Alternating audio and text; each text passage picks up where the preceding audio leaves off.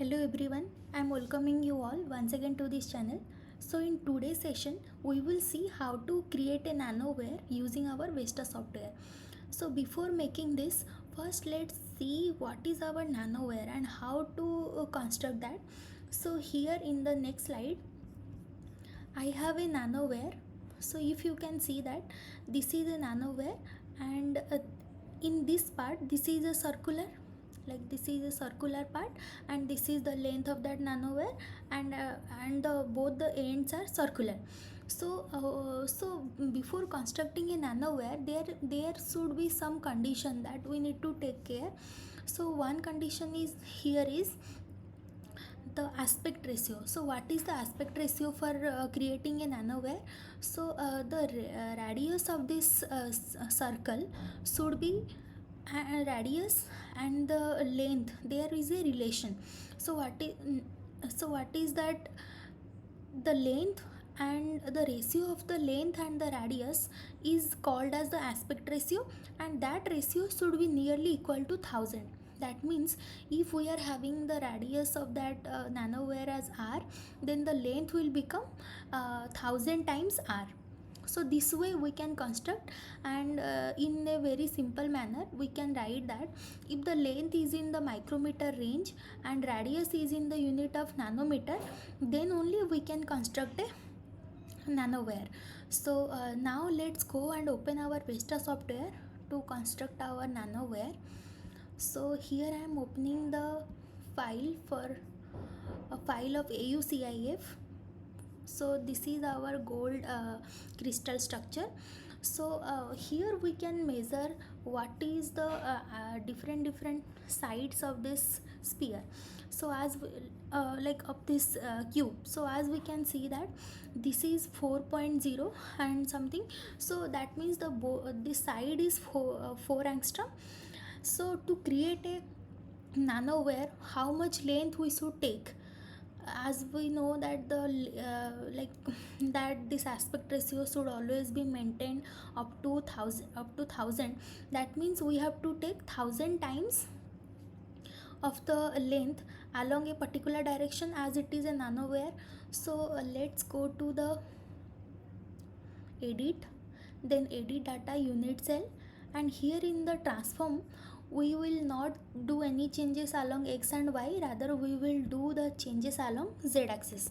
So here I am writing 1000, then click on OK, then yes, then search atoms in the new unit cell, OK, then click on apply, then place OK. So now you can see that this is our gold nanowire. So this way we can construct it. As you can see, this is very small because we have created thousands of unit along z axis. But if we will enlarge this, we can see that this is actually nothing but this gold particles arranged in a wire form. So you can check here. So this way you can zoom it and you can see that how it looks like.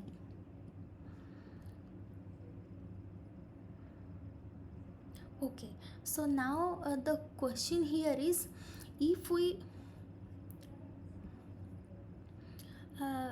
if we want to do further studies on nanowire, so do you have to create such a long nanowire? So and how much computational cost it will be required to simulate this much big nanowire?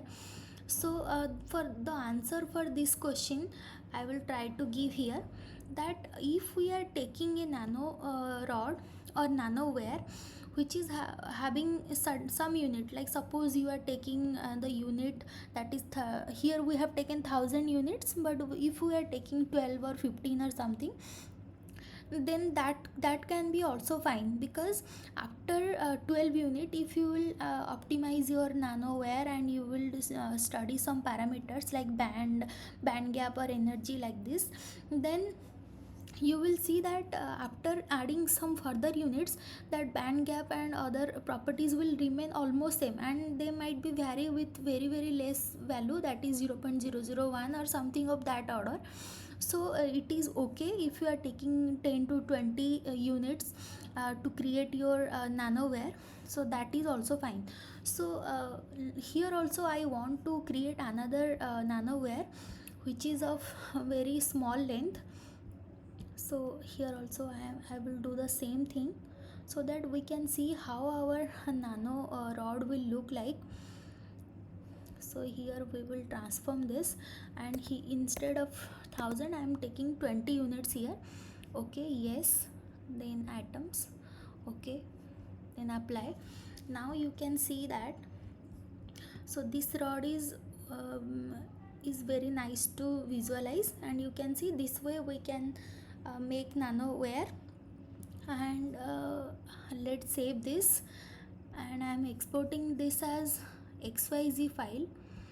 And as we know that all these nanoparticle calculations are very reliable for quantum espresso, and this Burai software if you guys are using, then that can only take CIF or XYZ file. That's why I have saved it to XYZ file. So this way you can create your nanoware, and you can see the properties of nanoware, and you can run your calculation. And this much for today's session, and thank you all.